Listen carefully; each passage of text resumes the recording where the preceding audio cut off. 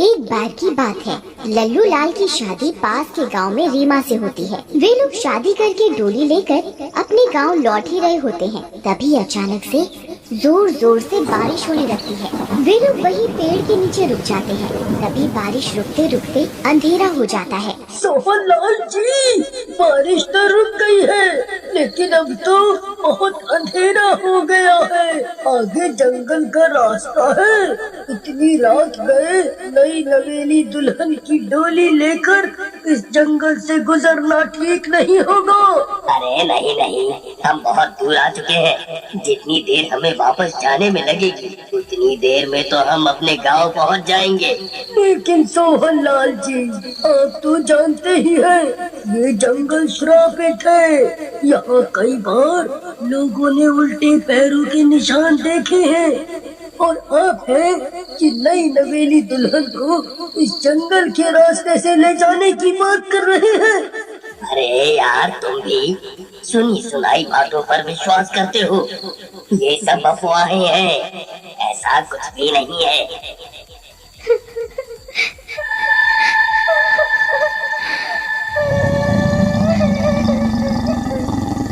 अरे सोहनलाल जी, ये कौन औरत है जो रो रही है? अब पता नहीं भाई, यहाँ हमारे अलावा तो कोई है भी नहीं। तभी वह औरत अचानक जोर जोर से चिल्लाने लगती है। तुम सब के सब मरोगे, तुम सब मरोगे। अरे मर गए रे, ये कौन है सोहनलाल जी? तभी उन्हें एक औरत के उल्टे पैर दिखाई देते हैं जो पेड़ की डाली पर चल रही होती है। ये देखकर उनके होश उड़ जाते हैं। अरे सोहनलाल जी, अब हम नहीं बचेंगे। मैंने आपसे कहा था ना, इस जंगल पर उल्टे पैर वाली चुड़ैल का साया है। आपने मेरी एक बात नहीं मानी। अरे भाई, उपदेश देना बंद करो और जल्दी यहाँ से निकालो। फिर वे लोग डोली उठाते हैं और जल्दी से वहाँ से भागने लगते हैं। तभी पीछे से एक जोरों से हवा का झोंका आता है और डोली उनके हाथ से नीचे गिर जाती है और ये सब लोग गिर जाते हैं। अरे मर गए रे, मेरी तो कमर ही टूट गई। अरे मर गया रे। पिताजी, ये कौन से रास्ते से ले आए आप हमें? अरे रोना बंद करो और जल्दी से डोली उठाओ और यहाँ से भागो। फिर वे लोग डोली को उठाते हैं और वहाँ से भागने लगते हैं। अरे भागो रे भागो। अरे कमबख्त चुड़ैल भी नहीं मनाई, वो तो हाथ धोकर हमारे पीछे पड़ गई है। अरे प्रीतम, पकड़ कर बैठना। अरे भागो रे भागो। फिर वे लोग भागते भागते अपने गांव पहुंच जाते हैं। अरे बच गए रे, आज तो बाल बाल बच गए। लल्लू बेटा, चलो बहू को डोली से बाहर निकालो और जल्दी से घर के अंदर ले चलो। वह चुड़ैल हमारा पीछा ना कर रही हो। जी पिताजी। अरे प्रीतम सुनो, हम गाँव पहुंच गए हैं, अब तुम बाहर आ सकती हो। अब चुड़ैल का कोई खतरा नहीं है। प्रीतम, तुम सुन रही हो? अरे चुड़ैल से डर गई है, तभी बाहर नहीं आ रही। प्रीतम, अरे क्या हुआ? बहू बाहर क्यों नहीं आ रही? जरा डोली के अंदर तो देख। अरे पिताजी, डोली तो खाली है, इसमें तो कोई नहीं है। अरे मर गया है, मैं तो शादी की पहले ही दिन विधवा हो गया। वो नास मिट्टी चुड़ैल मेरी पत्नी को खा गई। अरे सोहनलाल जी, बहू रानी कहाँ चली गई? वो तो डोली में ही बैठी हुई थी, फिर अचानक से कहाँ गायब हो गई। लगता है ये सब उस चुड़ैल का ही काम है। जब हम सब गिरे थे तभी वो चुड़ैल रीमा को उठाकर ले गई होगी। मैं कुछ नहीं जानता पिताजी, इतनी मुश्किल से तो मेरी शादी हुई थी।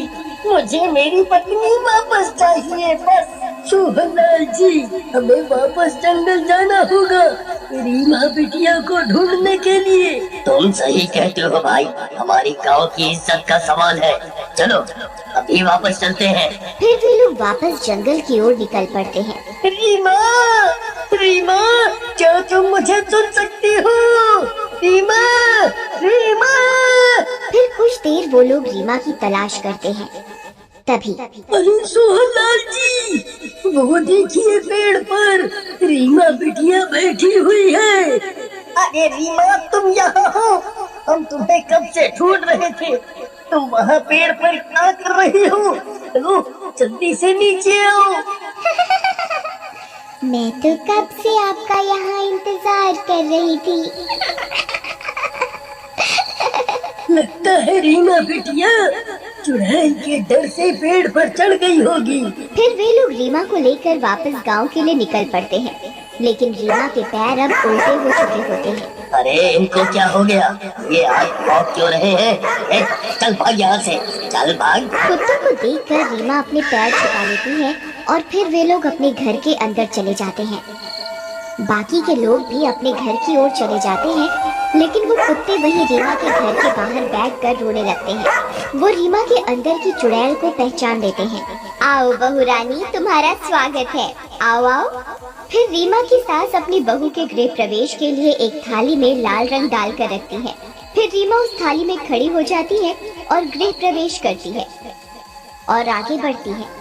जैसे जैसे रीमा आगे बढ़ती, उसके उल्टे पैरों की छाप जमीन पर छपने लगती है। तभी सोहन लाल की नजर उन लाल रंग की छाप पर पड़ती है। वो चौंक जाता है। अरे मर गए रे, ये कैसे हो सकता है? रीमा तो सीधा चल रही है, लेकिन इसके पैर उल्टे कैसे छप रहे हैं? हे भगवान, ये किस मुसीबत को घर ले आए हम? क्या करूं, क्या करूं? सोहन लाल रीमा की असलियत पहचान जाता है। अरे रीमा बिटिया, चलो अब पूजा घर में चलो और देवी माँ का आशीर्वाद भी ले लो। पूजा घर का नाम सुनकर रीमा चौंक जाती है। नहीं नहीं पिताजी, अभी मैं बहुत थक गई हूँ। मैं सुबह उठते ही पूजा घर में जाकर आशीर्वाद ले लूंगी। रीमा जानबूझकर पूजा घर में नहीं जाती और सीधे अपने कमरे में जाते ही सो जाती है। अरे यार, ये तो सुहाग रात के पहले ही दिन सो गई। चलो कोई बात नहीं, मैं भी सो जाता हूँ। फिर सोहन लाल अपनी पत्नी को रीमा के उल्टे पैर की छाप दिखाता है। उन्हें देखकर वह चौंक जाती है। अरे दैया, ये तो रीमा के पैरों की छाप है, लेकिन ये उल्टे क्यों है जी? क्योंकि रीमा एक चुड़ैल है, इसलिए। जब से रीमा इस घर में आई है, गली के सारे कुत्ते हमारे घर के बाहर बैठकर रो रहे हैं। अब क्या करेंगे जी? कहीं वो मेरे बेटे को जिंदा ही ना खा जाए। मेरे पास एक तरकीब है, चलो मेरे साथ। फिर वे लोग चुपके से लल्लू लाल के कमरे में झांक कर देखते हैं। वो दोनों सो रहे होते हैं।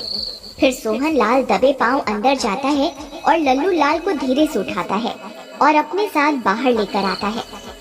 अरे क्या हुआ पिताजी, आप इस तरह मुझे बाहर क्यों ले आए? फिर सोहन लाल उसे रीमा के पैरों की छाप दिखाता है। उन्हें देखकर लल्लू लाल की आंखें फटी की फटी रह जाती हैं। अरे मर गए रे, ये तो उल्टे पैर की छाप है। इसका मतलब रीमा एक चुड़ैल है। अरे मर गया रे। मेरी पत्नी तो चुड़ैल निकली। अरे मेरी तो किस्मत ही फूटी निकली। अरे रोना बंद कर कमबख्त, मेरे पास एक तरकीब है। इसने पूजा घर में जाने से मना किया था ना। चलो इसे सबक सिखाते हैं। फिर सोहन लाल और लल्लू लाल रीमा का पलंग उठाते हैं और चुपके से उसे मंदिर घर के अंदर रख देते हैं और दरवाजा बाहर से बंद कर देते हैं और खिड़की से उसे आवाज लगाते हैं। रीमा, रीमा, उठो ना, देखो मैं तुम्हारे लिए क्या तोहफा लाया हूँ। फिर रीमा जैसे ही उठती है, अपने सामने दुर्गा माँ की मूर्ति को देखकर चौंक जाती है और अपने असली रूप में आ जाती है। अरे ये मैं कहाँ आ गई? मैं इस मंदिर में कैसे आ गई? फिर वो जोर जोर से दरवाजा पीटने लगती है। खोल दरवाजा, जल्दी खोल, नहीं तो मैं मर जाऊंगी। खोल। मंदिर की घंटियां खुद ब खुद बजने लगती हैं और वो चुड़ैल तड़पने लगती है और मजबूर होकर उसे रीमा का शरीर छोड़ना पड़ता है। रीमा से बाहर निकलते ही चुड़ैल जलकर भस्म हो जाती है और रीमा को उस चुड़ैल से मुक्ति मिल जाती है।